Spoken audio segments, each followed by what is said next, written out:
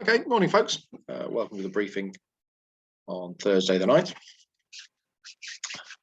Not sunny out there, but it certainly looks flyable. So fairly shortly and get going. Let's cover what's going on today. So you can see from the latest chart, this is the 12 o'clock update, that we've got a frontal system coming through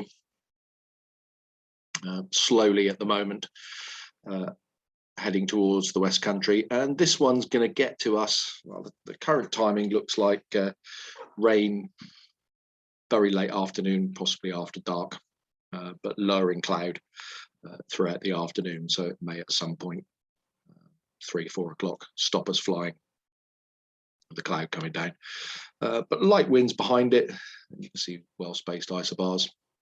So just a gentle westerly flow, really, not very strong at that. And then through tonight and tomorrow, we're in a sort of northwesterly flow. Isobars packed together again, so it's going to be quite brisk northwesterly and pretty cold, according to the BBC, sort of 5-6 degrees with a wind chill factor not much above freezing. So nice day tomorrow, but yeah, cold and windy.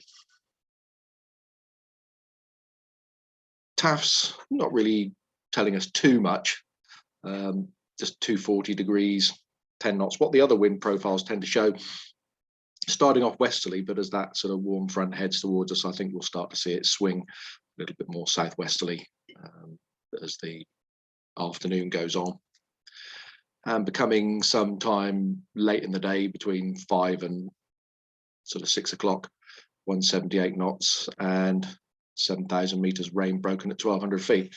And you can look at both sort of Boscombe down and then Exeter and see that the progress of the front. Boscombe down, I reckon somewhere around 4 o'clock in the afternoon, the rain will get to them.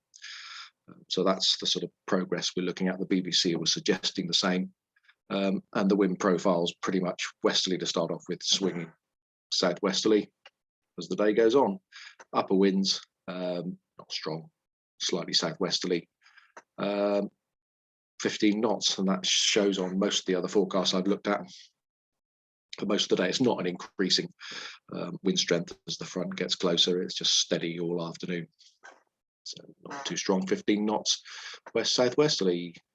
Cloud picture, what you'd expect. This is the sort of prefrontal cloud here that we're under, this sort of sheet of cloud, and as the day goes on that will slowly thicken up, and then in the afternoon it will slowly start to lower as well, and the front is right out here at the moment, and you can see that on the rainfall radar.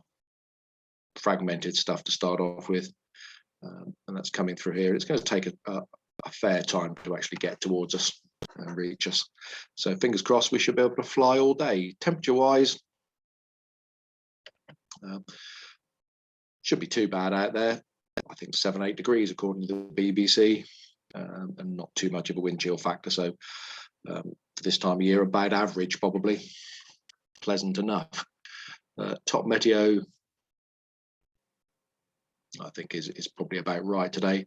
That's 9 o'clock with the sort of upper cloud we can see, and as you run through, they're showing it breaking up. I don't think it will. I think it'll sort of come and go, but thicken up a little bit later in the afternoon, sort of 1-2 o'clock. You can see the cloud thickening up, and they're forecasting the sort of rain to get here about 4-5 o'clock, and you can see that on their rain prediction.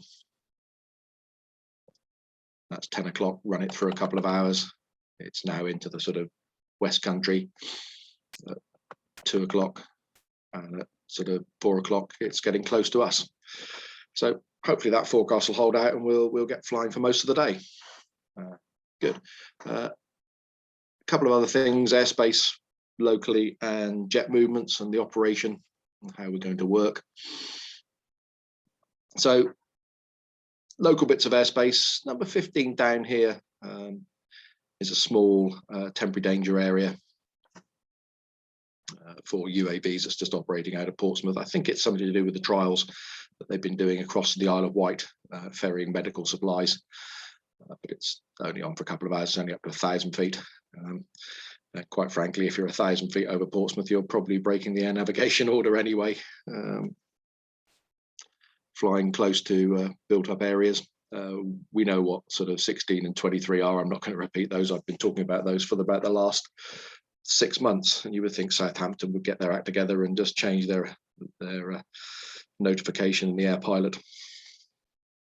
Number 24, same as yesterday, that's Sandhurst. There's an event going on, but that's actually just on the edge of the airspace, and nobody's ever likely to be down in there in the Farnborough airspace. There's parachuting going on at various times here. That's inside the Rise airspace. And Little Rissington has parachuting as well. So Little Rissington is to 3 o'clock in the afternoon, Rise is to midnight. And number 27 is Fairford's. ATZ is active till 12 o'clock. So lots going on, but nothing really relevant to us. In our area looks fairly clear. The two things that are relevant to us, 727 inbound at 1100 for maintenance, and then at 13:30 they've got A319 inbound from Spain. So a couple of movements to disrupt us. The field's probably going to be fairly wet today. So what we're going to do is start off from the runway intersection 2723 and operate with a shortened run and land on the runway.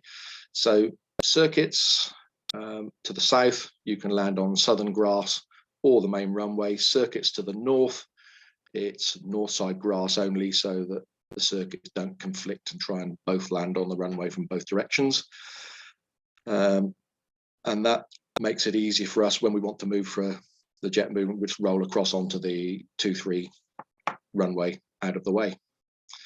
Okay, folks, I'll see you out there. It looks quite nice, and get as many gliders out as we need, and have hopefully a fairly pleasant day.